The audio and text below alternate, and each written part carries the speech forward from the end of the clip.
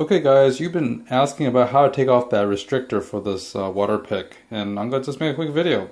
You have to take off it from the stem. It's actually that little knobby area right there. Not sure what that joint is called, but that yellow thing is the water restrictor.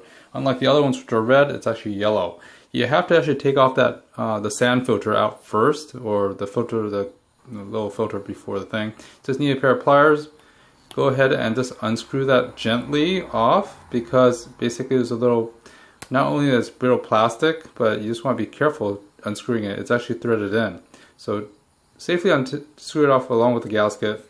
Then basically take off the other part, and if you look inside, the yellow filter is just a little tiny little cartridge inside that slows down the flow. It has a little O-ring on it as well.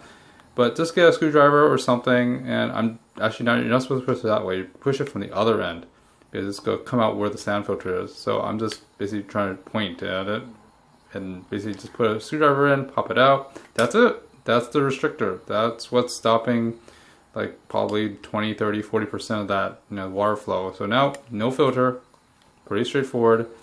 Be very careful. You want to clean the threads real fast. Make sure there's no sand. This is perfect time to clear off any sand if you have any sand in the sand filter, or this little water filter thing. And just make sure the threads are clean here, as well as the thread inside the actual joint. So I'm just going to put my finger there, rub it 3 times, then got some grit or sand out of it, so that when you screw it back in, it will be a smooth, twist. So just hands twist it back in and until it's nice and snug. Then just use the pair of pliers and just tighten it just a tad. You don't want to put that much pressure on it. Again, this is pretty brittle stuff, so just tighten a little just so the seat's correct. And then with the washer or the gasket, go ahead and just use a pair of you can use the pliers, or if you use something thin, just don't damage it. Just lightly just seat the gasket back on, and you're pretty much set. That's it. I just seated it around the whole thing so that there's no water leakage when I screw this thing back on to the shower head spout, and that's about it.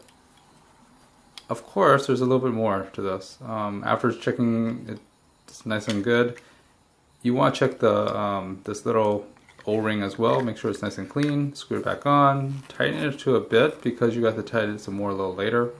And that's about it for that water restrictor, that little yellow water restrictor. Anyways, power it on. You can see this is actually with the water restrictor on. Without it, it's actually nothing but water. There's no aeration in it. So I'm gonna go ahead and screw it back in. Boom, boom, boom, boom, boom. Just do it by hand. You don't need a lot of tools with this stuff. With the water the gaskets, it's very easy to install these things.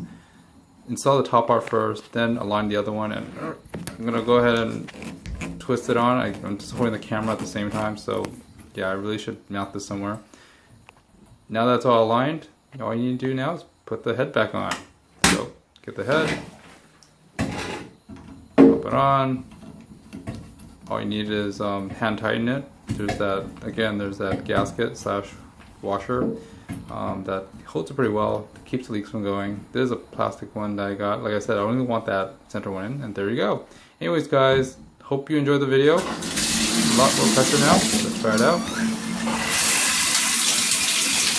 Nice. The massage actually works now. Anyways guys, thanks for watching. Please like, subscribe, and all that fun stuff. And stay tuned for more stuff. Thank you for watching. Bye.